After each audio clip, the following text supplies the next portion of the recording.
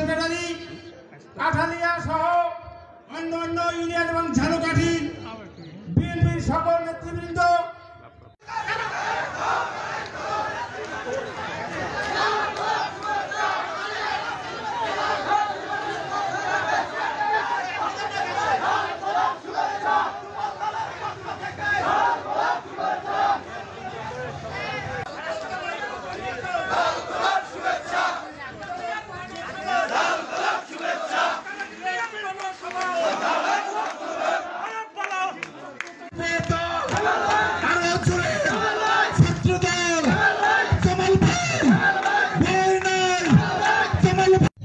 আমার বিশেষ অতিথি ও সচিব ও কাঠালিয়া উপজেলা কর্মী সবাই, আমাদের প্রাণপ্রিয় কর্মী ভাই, দিন আছে, সেই ভয়াবহ দিনকে আমরা প্রতিহত করবো ইনশাআল্লাহ।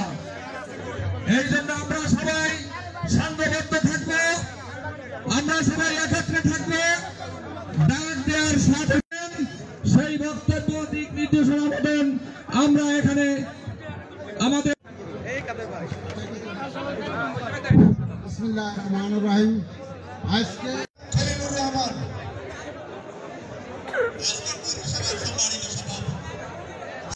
আজকের এই কর্মী সভায় উপস্থিত আছেন রাজাপুর কাঠালিয়ার গণমানুষের নেতা ও অঙ্গ সংগঠন কাঠালিয়া থানা কর্তৃক আয়োজিত করা হয়েছে। বাংলাদেশের টাকা যেভাবে বিদেশে পাচার করা হয়েছে, সেই ক্ষেত্রে বলতে হয় শেখ মুজিব তার বিখ্যাত উক্তির কথা। তিনি বলেছিলেন, সারা বিশ্ব পায় স্বর্ণের খনি, তেলের খনি, আমি পেয়েছি চোরের খনি। কিন্তু শেখ মুজিব সত্য কথাটাই বলেছিলেন, সবচেয়ে বড় চোরের খনিটি ছিল তার নিজের ঘরে। যদি আমরা দেখি, শেখ হাসিনা বাংলাদেশের সবচেয়ে বড় চোর, শেখ রেহানা বাংলাদেশের অন্যতম চোর।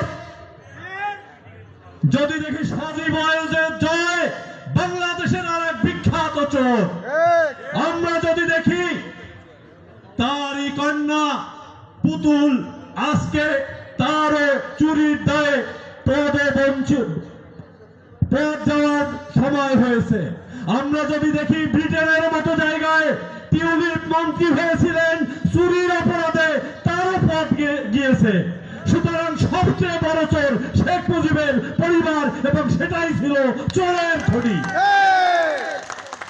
মহান আল্লাহ আমাদের ভিতরে একজন রহমত পাঠিয়েছেন, এবং সেই রহমতের নেতার নাম হচ্ছে জনাব রফিকুল ইসলাম জামাল সাহেব। আমরা তার নেতৃত্বে আগের থেকে আরো অনেক বেশি শক্তিশালী এবং ঐক্যবদ্ধ।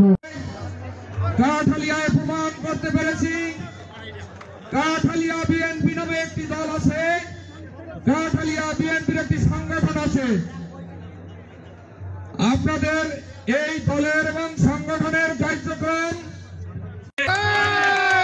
আপনাদের আশ্বস্ত করতে চাই, যারা বিগত দিন দল করেছেন, দলের নেতা কর্মীদের কাছে ছিলেন, আগামীতে ইনশাআল্লাহ আপনারা এই কাঠালিয়ার বিভিন্ন ইউনিয়নের নেতা হবেন, থানার নেতা হবেন।